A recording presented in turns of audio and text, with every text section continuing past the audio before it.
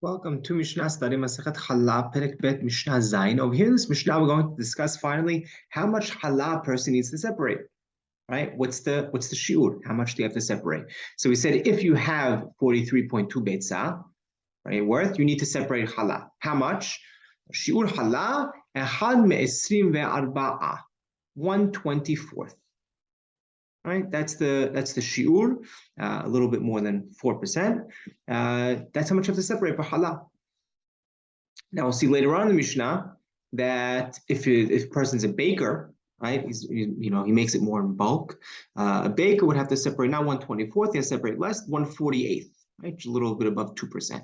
So that's going to be the shiur for hallah. What's interesting is what's the reasoning behind it. So Rambam actually says that the reason we make a Baal Habayit separate 1/24th is because he's needing so little dough, right? He could be needing 43.2 betzah.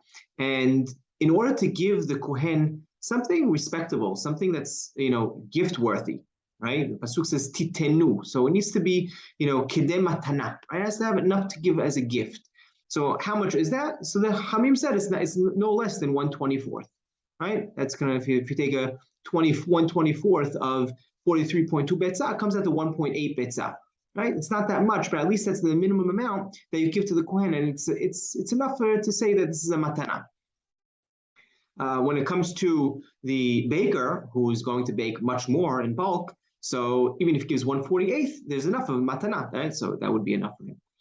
They also gave, Rambam brings another reason, and being that the hallah of a Baal Habayit, who usually separates it? So it's 1/24th because the mitzvah is usually performed by the woman. And sometimes the woman could be stingy. She could be cheap when she's separating.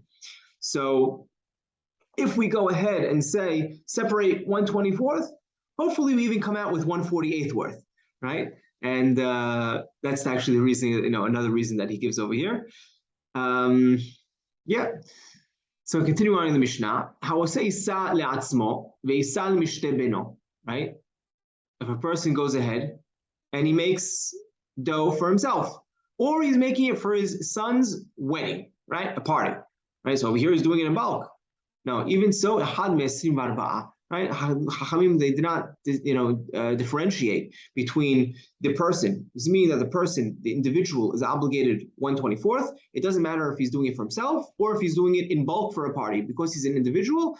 We didn't distinguish, and we always have 1/24th. Nachtom, right? A baker who's doing it in order to sell. Right. Also a woman who's baking at home, but she's doing it in order to sell in the shuk.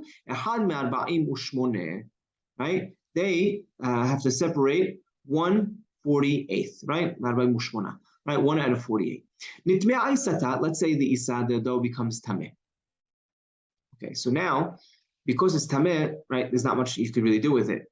So shogeget or anusa, if it was by mistake, or anusa, it's really it happened out of control. So we say, you know what? We're not going to make you separate 1/24th because there's really not much you can do with it anyway. It's tameh. So separate 1/48th. Nitmet mezida. Let's say she was metamet purposefully. Okay, over here echad me'esrim v'arba'a. Over here, we're going to say no. Then you have to do 1/24th. Even though you can't do much with it, we still don't want the person who sinned to benefit from this sin, right? So we still make them separate the 1/24th.